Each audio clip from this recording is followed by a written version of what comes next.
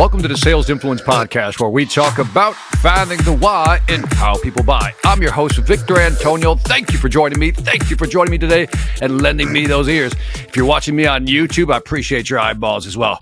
Today on the Sales Influence Podcast, please help me welcome Daniel Disney. Daniel, how you doing today, man? Oh, Victor, I am superb. I love that, finding the why and why people buy. What an introduction. I'm excited to be here today. Dude, I'm so excited to have you here. I found you, Daniel, because somebody posted like some of the most kick-ass speakers in the UK.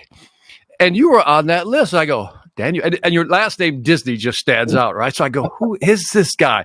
So let the folks in the Sales Influence Podcast know who Daniel Disney is.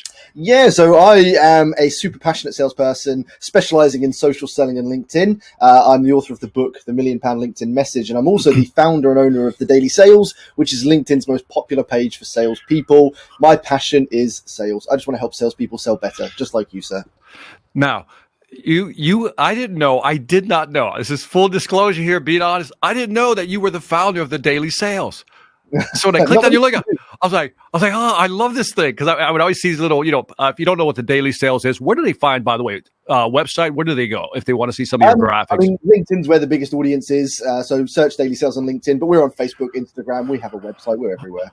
Yeah, some of the photo memes, if I can call them that, are just fantastic. I was like, so I didn't know that. Congratulations on that, by the way. That's awesome. Thank you very much. 635,000 followers on LinkedIn and growing. Man, you're awesome, man. So I hear people talk about virtual selling.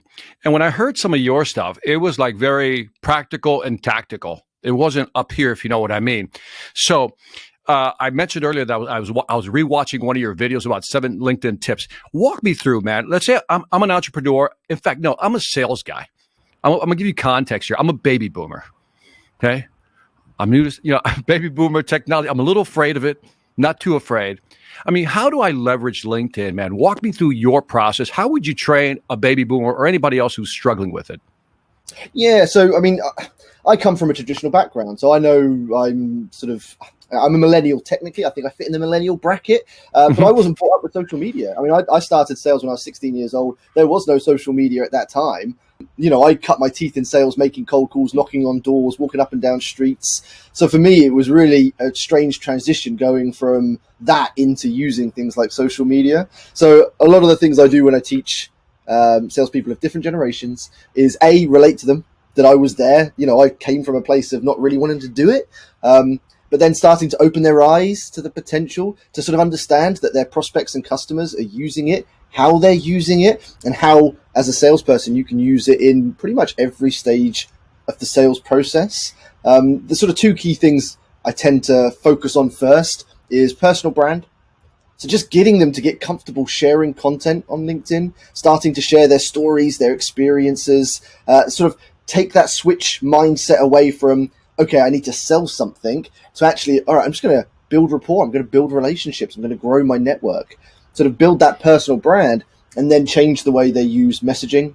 Again, switching from having that pitch approach of, I'm just going to try and pitch a product, instead of actually, I'm going to start a conversation. I'm going to try and deliver some value. I'm going to do some homework. I'm going to make it personal to them, make it relevant. Those 2 key areas, if you can kind of support people through that, the rest becomes a lot easier. My immediate trigger, and I know this happens to other people, when I hear the word brand, as a sales guy, I'm not a brand. I'm just not a brand. What do you say to that mindset? Can you reframe that mindset for people or help them get through that? Yeah, so you may not be a brand, but you are a person, and people buy from people. So if you want to take the word brand out from it, then it's just about being a person on social media. Not many people act like people on social media. Most, especially on LinkedIn, most of the time they're just resharing corporate stuff. They're not being a human being. They're not sharing their stuff. So it's about being a human being, because in sales, people buy from people. So show them that you are a human being, not just some other salesperson trying to sell them something. And I often, when I talk to, I'll just say baby boomers, let's pick on them. What the hell? And they think they have to create some of the greatest content. But, some of the tips you give on being good at social media, I like what the obvious tip is, comment and share people's comments, comment on people's shares or comments. And I think that's something simple. Walk me through some of the little things they can do, kind of dip their toe in the water if they just want to get used to this. Definitely, because creating your own content's a big step to take. If you haven't written a post or written an article or recorded a video, that's a big step. So to start, absolutely reshare other content that you find interesting, but that's also valuable to your prospects and customers. It needs to be giving something to them. It's not just about you. You're trying to give value to them. So share other people's content, but add your thoughts to it. That's the sort of soft step into it. So instead of creating your own content, you're just telling people why you enjoyed that bit of content. So like, here's a great blog that Victor shared. Really loved his key points. Point number 3 and 5 really stood out to me. I'm then sharing my thoughts and opinions. I'm giving value to my prospects and customers, and it's getting me comfortable and confident in slowly getting better at creating content. Then to take a step further from that, if you then are ready to create something of your own, maybe do something like a book review. Just review a book you've read recently, again, that could be relevant to your prospects and customers that you've enjoyed. And it's something that, again, you're not sharing your own personal stories, but you're definitely expanding on your personal opinions, talking about something else. And then the third step is to then start sharing your experiences and things like that. But baby steps. Yeah, I think something within your bailiwick, right? I think, I have to remind people all the time, you don't have to create something out of the box, just something within what you do, your sphere of knowledge. You mentioned something in that event you did back in February. You talked about I think it was the 5x5 rule or something about connections on LinkedIn. Walk me through that. You know what I'm talking about. Yeah, no. So there's lots of key sort of steps. And so your network on LinkedIn is different to how a lot of people perceive it. I think a lot of people, when you get a connection request, come through and you analyze that person. Should I connect with them? Should I not? And the reality of your network is when you connect with someone individually, you're not connected to someone individually. You're connected to their entire network. And it's opening people's minds to the fact that LinkedIn is vast. And they used to tell you this years and years ago. I mean, when I started using it 8, 9, 10 years ago, you'd log into your profile and it would say, Dan, you have 500 connections. Your total reach is 156,298. And it would work out your connections of your connections and how far you could reach. So it's sort of having that mindset, okay, I'm going to grow my network. I'm going to start engaging in the industry. I'm going to start sharing content. I'm going to build a personal brand, and I'm going to start conversations. Because one of the biggest myths, I guess, you get in social selling is that it's marketing, not sales. And a lot of these activities are marketing activities. You put content out, that's a marketing activity. Done right, you'll generate inbound leads. But if you're a salesperson, your job isn't to sit there putting content out, waiting for leads to come to you. Most of the time, your job is to go out and create those leads, create those conversations. So it's using it to find opportunities to proactively start conversations. So if I see someone clicking like on one of my posts, and I look at that person's profile and they fit my sort of ICP, my customer profile, then I'm going to send that person a message. They're not coming to me. I'm going out and creating that opportunity, starting that conversation. That's where the selling really comes into it. I think what's also interesting is that people notice when you comment repeatedly on their stuff. I know when people comment on my stuff repeatedly, you start to see the same name over and over again.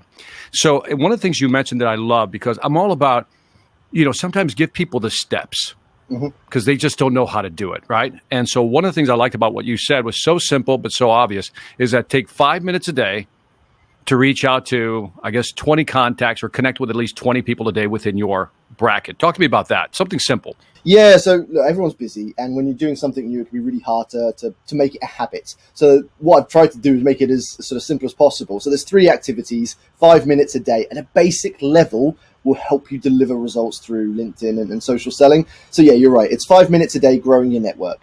Just 5 minutes, add some people. So every day you add people. You've got a 30,000 connection limit on LinkedIn. I got there after about 6 years, but I was adding people every single day, adding prospects, adding target decision makers, adding other people, influencers in that company, so on and so forth. So every day your network is growing. And you know who you're connecting with. I'm sorry, I didn't mean to interrupt, but you know who you're connecting with. Absolutely, and it's a conscious effort. It's finding that balance. You don't want to be too close-minded that you're only connecting with people you think are going to be buying from you or influential. You do want to grow your network beyond that. So if I'm selling to a company and I'm selling to the sales director, I'll connect with the sales director. I'll connect with as many people in the sales team as I can. Then I'll start to expand it into the marketing team, to the other senior leaders, because they all will be sharing information that is going to be beneficial to me throughout that sales process, and it's going to grow my relationship with that business, my game is the long game. I'm not looking for short-term wins. I'm looking for long-term relationships. So it's growing it, but not adding anyone and everyone.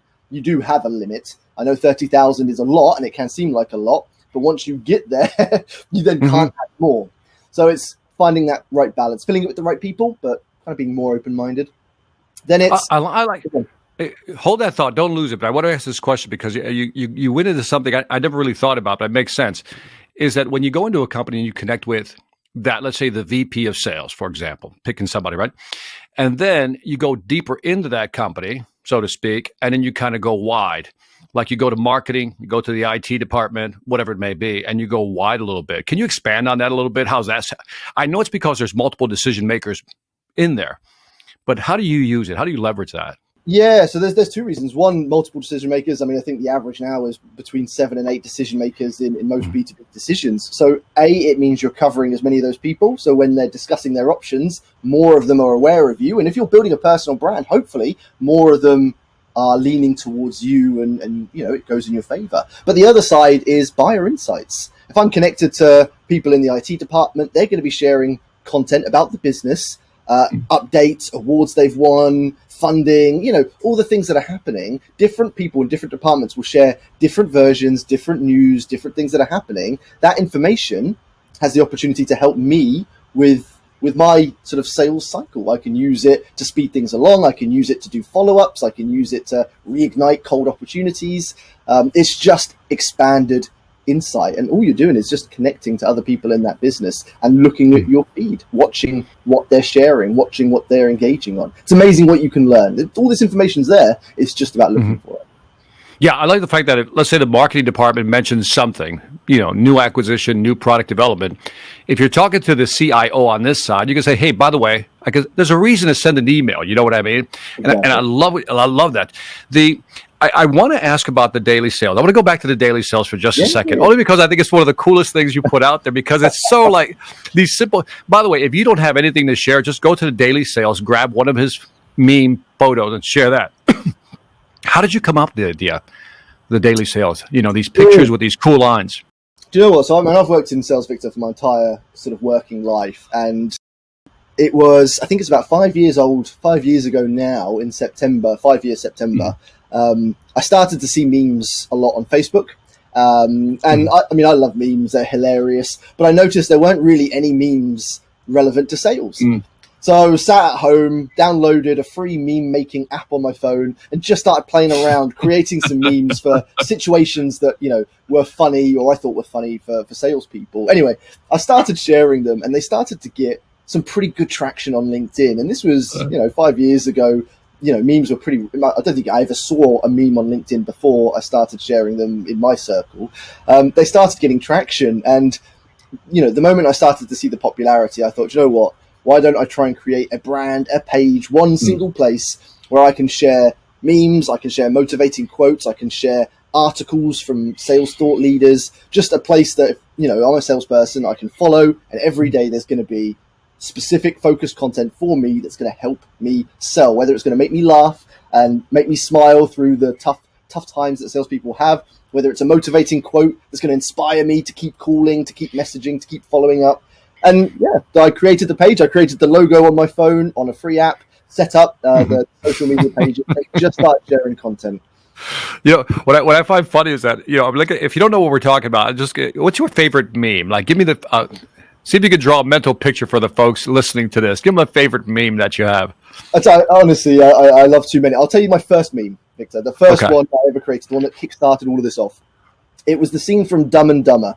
And there's a bit at the end, Lloyd has this infatuation with Mary throughout the whole film. And he gets to the end and she sort of finds out that he, obviously dreams about being with her. And she turns to him and says, even if you were the last man on the planet, I still, there still wouldn't be a chance with us. And he sort of pauses, looking disappointed. Then he smiles and he goes, so you're telling me there's a chance? And the quote caption I put on that from sales is, when you're chasing after a prospect and they ask for a callback in 12 months. And there's so many salespeople that will think of that as an opportunity, whereas we all know they're brushing you off because they're not interested. Is that, so you're telling me there's a chance? That was, I love that line. I love that line. My son actually did an original song, and he sampled that piece. That's what's hysterical about it. He actually sampled that piece in the song. I So the really song want that we to. use, yeah, the song that we use for the intro is called Dream Killer, and there's that sample of that in there. Like, so you mean there's a chance? So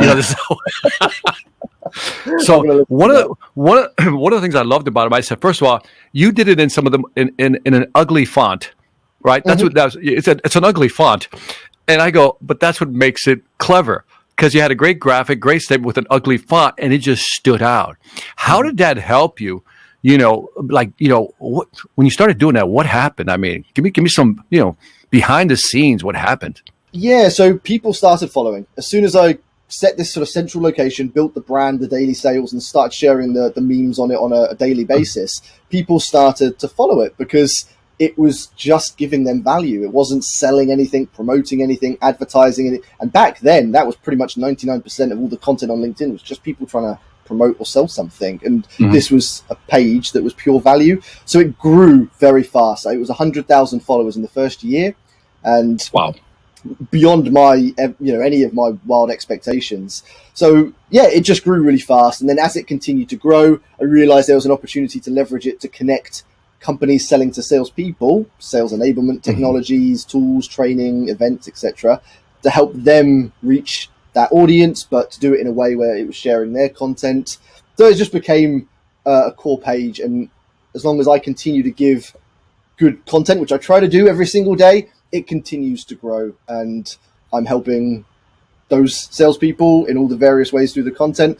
I'm connecting them with some of the best sales companies out there with the tools and technologies, and it's just created this community. And I mean, 5 years, Victor, and I'm still learning as I go. I got to ask you, I don't want to know numbers, but how were you able to monetize this? Because it's like simple graphics with clever phrases, and you're just blowing this up, which is like, this guy's awesome, right? And so how were you able to monetize it? That was the biggest challenge. There's no playbook for this, because there's no sort of guide. No, there is. That's why I'm asking. You grow an audience by means. Here's what you do to make money from it. The thing I realized is I can't and didn't want to make money from the users, because this is free social media content. That they don't need to pay for it. It is free in other places on the internet.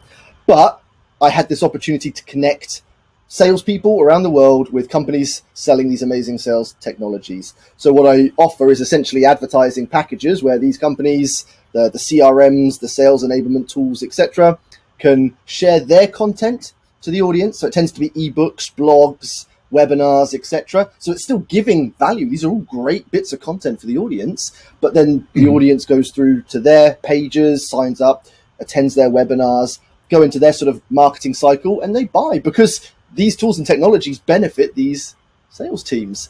So I'm trying to find a win-win-win scenario, and it's worked so far.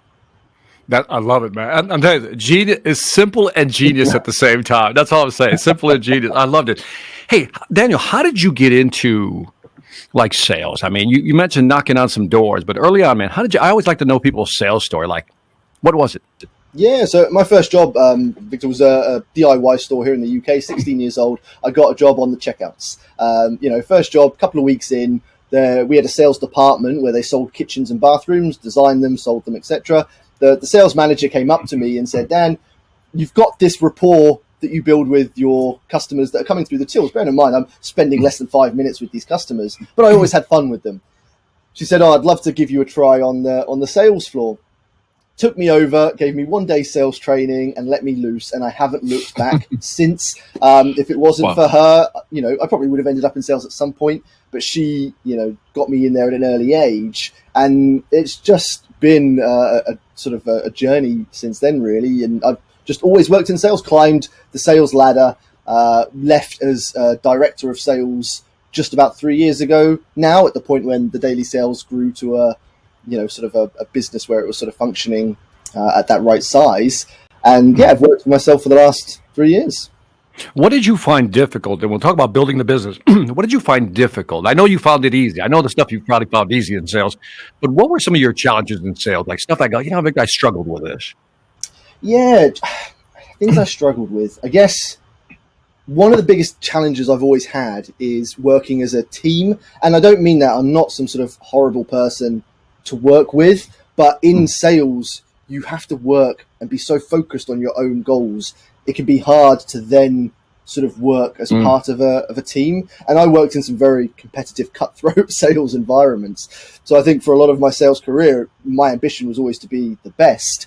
It's very hard to thrive to be the best and, you know, get to that point with other people holding on to you as such, if that makes sense. So in my early sales career, I found it very hard to work as a team. When I started to get into sales leadership, that's when I then had to switch that mindset and start to then look, okay, it's not my success now that's the priority, it's my team's success. And then it was that transition of, okay, you know, I succeed through their successes and then supporting them to be the best they can be. But that whole journey and transition was challenging. Yeah, I would think, right? Because, you know, like salespeople, we're like individual profit centers walking around, right? We just depend on ourselves, right? And so that's tough. And then all of a sudden you get put in a position now where you have to take care of people and train them. You know, like walk me through, because there's probably some leaders listening to this right now, and maybe even young companies, you know, just trying to struggle to scale their business. You know, what were some of the challenges, you know, being a manager now, managing salespeople? Like, give me the day in the life of what you were kind of going through. The first challenge I had that I will always remember, will stick with me for forever, was I started in sales leadership at quite a young age. I was in my early 20s when I started my first sort of leadership role, and I was managing, everyone was older than me. So it was the challenge of managing people that were older than you, which is never an easy thing, but then also being at an age where all of your friends are out every evening, every weekend, socializing.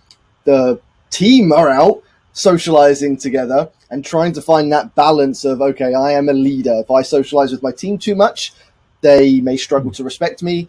If I'm out socializing too much, you know, I'm not going to be at my sort of A game for work. And it was, some of those sacrifices were quite challenging. From a leadership perspective, one of the things I learned very early on was to treat everyone as an individual and not sort of everyone together as a team. So looking at everyone's individual motivators, you know, what are their aspirations? What is motivating them? Very rarely was anyone the same. Everyone had different things that they were working towards, thriving towards. Some wanted to be leaders, some didn't. Some just wanted to make as much money as possible. So getting to know everyone as an individual and then sort of bringing them all together. As I kind of just said, my challenge was I was a very solo focused salesperson, and I've led teams with lots of solo-focused salespeople. So then as a leader, trying to make sure they get on, because it can be a very friction-centric sort of workflow when you've got so many self-focused salespeople and driven salespeople. So trying to create an environment where they appreciate each other, respect each other, as much as they can, work well together. Yeah, I mean, I went through the same thing. You know, I was a young VP of sales, had older people, and it was really hard, right? Because I think you mentioned something that resonated with me was, where's that line? You know, sometimes I look at, I'll just call you the younger generation, and I go, you know, they seem to socialize too much, right? And it's like, where's that line where you're still respected, but I can still, it's always hard to find that line. And so you got to manage that. And you're the person back at the office, still getting the work done, logging in the reports, trying to build out reports for your boss, and everybody else is partying. So you like caught in this tween state. You got the boss to report, but you can't hang out down there, type of thing. And it's really hard, man. It's really hard. How did you know, what were some of the things you did to manage some of these salespeople that you kind of recall? Like, you know what, Victor, with certain salespeople, I did this and it seemed to work. With certain salespeople, I did that and that did not work. Anything? Give me something. Give me something. Give me something. Give me some. I'm looking for some dirt here. Come on, Dad. Give me some dirt, man. The best tip I can give, and I remember the first day of being a sales leader, and obviously I had the sales director supporting me sort of into this role, and no training, no sort of support prior to this. This was day one. Okay, on the floor. Let's see, what are you going to do? How are you going to react? Now, before this, I'd been told about one sales rep in particular who was trouble, just the worst person. Everybody has that one. Everyone has that one. Anyone who's led them before, just constant hassle. The first thing I did, and again, there was no logic at the time behind this. This was just my gut instinct. First thing I did when I walked on that floor was I took that person to the side and I had a one-on-one chat. And I just leveled with them. I said, look, this is my first day. I want to make this sort of, you know, shift as good as possible. I want us to both be successful. And I just spoke to them as a human being. I didn't sort of come down to them as a boss. I didn't sort of pivot myself higher than them. I just level with them. Look, we're both here. What can I do to make this good for you? How can we work well together? And honestly, it was one of the best shifts. And my director took me aside afterwards and said, never expected you to do that, but that's the first time we've seen this person perform like this before. So for me, it was that learning to listen to everyone individually and treat them as human beings. If you try and manage them, you're just going to get friction. Same with sales. If you try and sell to people, you're going to get friction. Just treat people like human beings. It makes the whole thing a lot easier. Dude, I love that. I love that. Two things I love what you just said. The first one is you dealt with the elephant in the room right away. Dude, let's talk real quick. Yeah. I know you're a badass. I'm the new guy. I get it. I can learn from you. Maybe you can learn from me. Can we try to work together? And the other person probably felt a sense of respect, I would think. Like he acknowledged me. Because that's what people want, acknowledgement, right? And the thing is, when you try to manage people, I love the way you said that. When you manage people, you're going to get friction. You got to guide people. You can't manage them. And I think that's where the true managers come. Did you find it hard? There's like something called Polanyi's paradox, is that you know it, but you can't explain it. And that's always a fascinating thought to me, because I know a lot of great salespeople. And then you ask them, man, why are you good? How do you do it? And they go, I don't know, man. I'm just good. I just talk to customers. You're like, that's not really an answer. That's an example of Polanyi's paradox. They know it. They just can't explain it. Did you ever find that situation, or were you on the receiving end of something like that where somebody couldn't explain it, but they did it? Does that make sense? Yeah, for a lot of my younger years, I was in that situation. It was hard to understand how I did what I did, why I did what I did. But it's one thing I've put a lot of time and effort in over my sort of, I guess, older years, or more recent years, is that sort of self-discovery. And it unlocks so much more when you can understand yourself. You can understand your real motivations. You can understand why you do things, the way it makes you feel, how it can impact others. That self-discovery is really valuable, but it's not something that I was natural or I was born with. It's hard when you don't really know why you do what you do. You just do it. And I see that in a lot of salespeople, especially I think ego can really cloud that vision. So even if you do or try to understand yourself in the sales game, especially when you're successful, ego can really then start to cloud that judgment, because it tells you different things. Your ego will tell you different things. Oh, you're successful because you're amazing. You're successful because you're better than other people. You know, all these sort of not good judgments. And I think when you can kind of clear that cloud away and realize that everyone's the same. We all have successes, failures, struggles, challenges, wins, losses. You know, there really isn't much that differentiates ourselves. It takes you to a humble place, and I think if you can get there, you know, everything else becomes easier. I like the way you look at ego as a cloud. What a beautiful analogy, man. It's a beautiful visual, because they're in that, I'll call it a fog, okay? Same thing, right? Vapors that you can't see clearly, right? Because you're in your own head, your own fog. And then as you get older, more mature, I think there was a study that said around 26 years old for males, there's a part of your brain that becomes more reflective, you know? And so, you know, that you begin to look at your self-discovery, your mode of behavior, and you move away from ego and you become more reflective, and one could argue more forgiving. Because you're like, all right, you're being a dumbass. I get it. You're young. You're being a you know what I mean? You're able to pull back a little bit.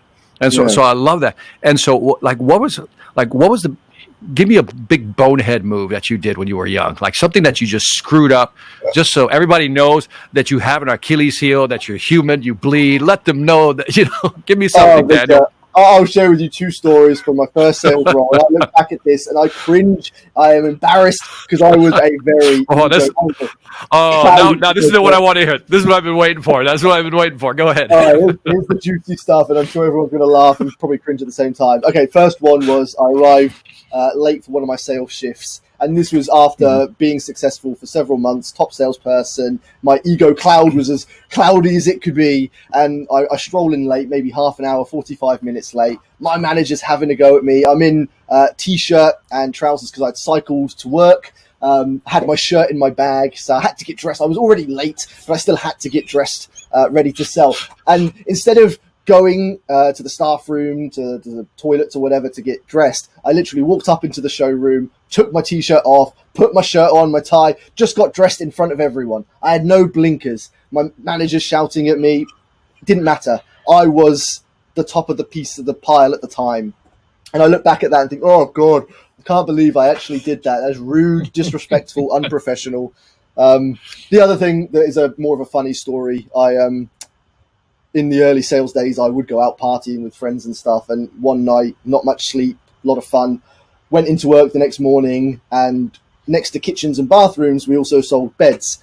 And I decided to stupidly lie in the bed.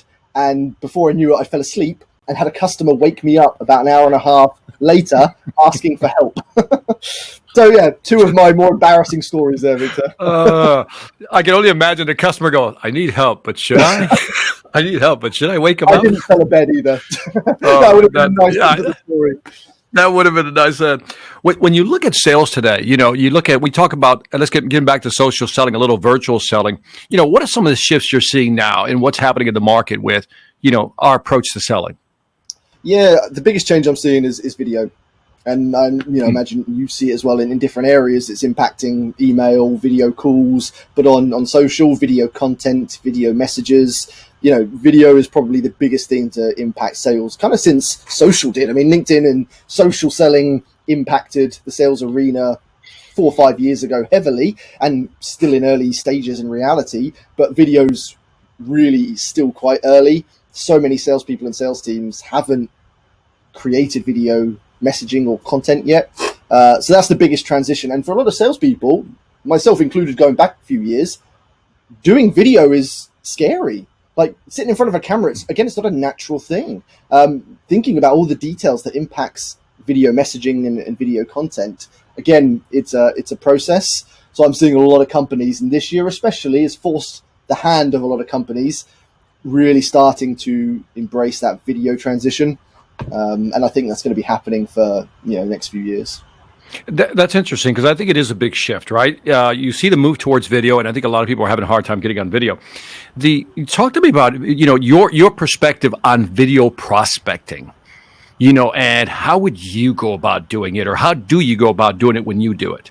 Yeah, I mean, video prospecting is huge. I mean, there are a lot of people saying it's the thing. Video prospecting is the best thing you can do in sales right now. And the reality is it's good, but it's not much better than any of the other ones. If you make cold calls right, you're going to win. If you send written messages on LinkedIn right, you're going to win. If you send emails right, they're all working.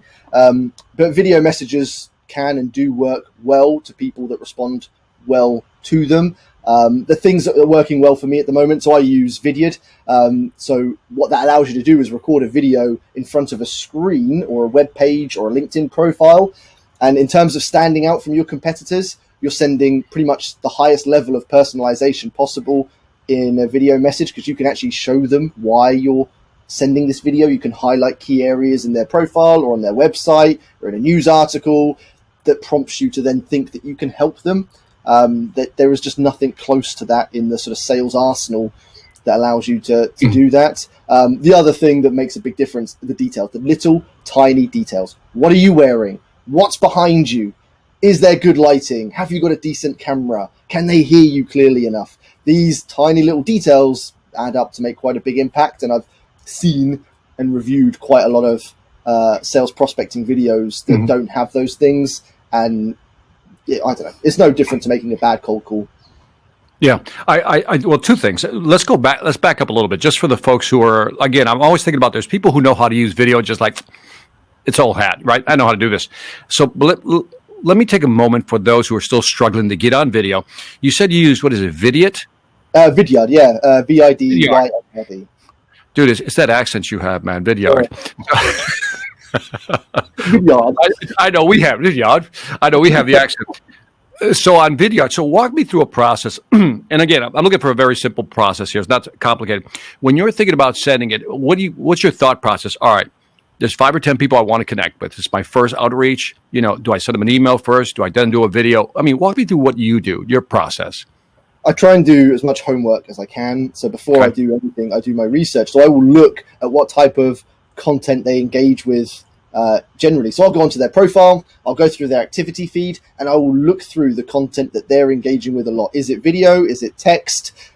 Is it audio, sort of podcast related? And that gives me an insight into what style of messaging could be more effective. A lot of the time at the moment, it tends to be video, just because video is pretty much everywhere on LinkedIn now. So I will do the connection, and I will send a hyper-personalized video message to start using Vidyard.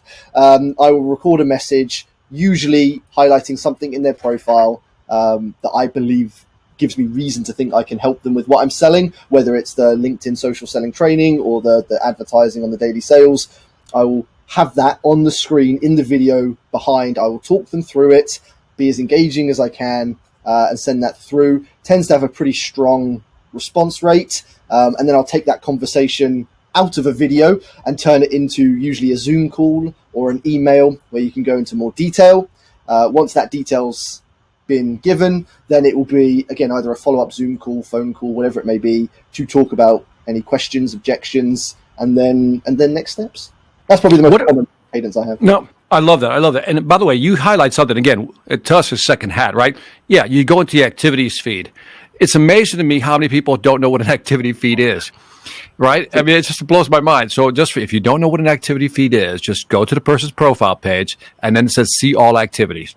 And then you can see everything they've commented or clicked on, liked, shared, whatever it may be.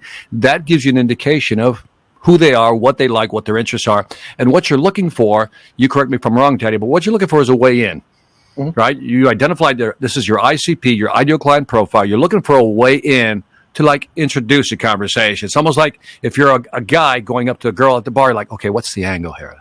Okay, what's my approach? What's my angle of approach, right? And so I think that's the first big step. And then I love your cadences as you go through there. What are you finding that people are struggling with? You know, when you're talking to different companies, you train with a lot of companies, you speak at a lot of companies. You know, what are you finding that companies are constantly coming back and saying, Daniel, my people need help with this, this, this, and this? What are those things? The biggest, most consistent challenge, and it's why I do what I do, is they can't get their salespeople to use LinkedIn. And I have so many VPs of sales directors who are saying, Dan, I keep trying to get them to use it. I set incentives, we've tried the training, and we're just struggling to get it into habit. And that was why I created, going back to what we were talking at the start, the 15 minutes, the 5-minute activities, because I know that first step from learning something new to turning it into a habit is always difficult. And salespeople are busy as it is. They've got hundreds of calls to make, emails to send, etc. So I wanted to try and break it down into simple and small, minimal efforts that can start to deliver results. Because once salespeople start to get traction, then once they've got that buy-in, they'll happily invest more time and more effort into getting more. It's just getting that initial buy-in. So again, it's that first step into making LinkedIn, social, digital, virtual selling into their sort of day-to-day routine. Okay, so I'm going to be redundant here. We're going to go back because I want people to really get what you have to offer. The reason I think people don't use LinkedIn is because they simply don't have a mini blueprint of how to do it. So go back, walk me through again the 3x5. Just walk the 3x5 again. Walk it through. Take your time. No, go for it. So the first 5 minutes we kind of just covered. I'll go across it very quickly. The first 5 minutes is growing your network every day. So adding people every single day. And I'd recommend adding between 10, 15, 20 people a day. Don't add too many. Some salespeople get too excited. They want to hack and get there quicker. You risk getting banned by LinkedIn if you add too many people too quickly. So 10, 15, 20 is a healthy amount. And that's 100 a week. That's a few hundred every month. And it will soon grow. Add people every day. Just 5 minutes a day is enough to add a good chunk of people. Next one is engage in your industry. So as we were talking about earlier, this is liking and commenting on industry relevant posts. Now, done right, some comments get more engagement than the post itself. People do engage in comments, and people will connect with you because you write good comments. Also, as you kind of said, Victor, the person who you comment on, it makes them feel good. So if you're commenting on your prospects' content, it's going to make them feel good, and they're going to look at you in a positive way. So again, and don't be creepy with this. Some salespeople don't think about this big enough, but they'll comment on every single post. That gets a bit creepy. You don't want to stalk your prospects. Stalky. But just every few posts, likes and comments, And what it does, you're growing your audience by adding people every day. Then you're getting your name out there. So when your prospects and customers and your industry peers are logging in every day on LinkedIn, they're seeing your name. Oh, you're commenting a few times. Then the last 5 minutes is create content. Write your own post, share your own content every single day. And it doesn't need to take more than 5 minutes. I could take a selfie of myself now, Victor, holding a book, and I could share my review of that book in a post. That would not take me more than 3 to 4 minutes to write and share. Boom, that's a piece of content out that's going to be valuable to my prospects, my customers, my audience. And that means people are logging in and they're seeing my name in all these comments. They're seeing a post that I've shared. If I'm doing that every single day, I'm building a very big personal brand in a pretty short space of time. And that's 15 minutes. I don't think anyone could argue that they don't have 15 minutes that they could find or spare.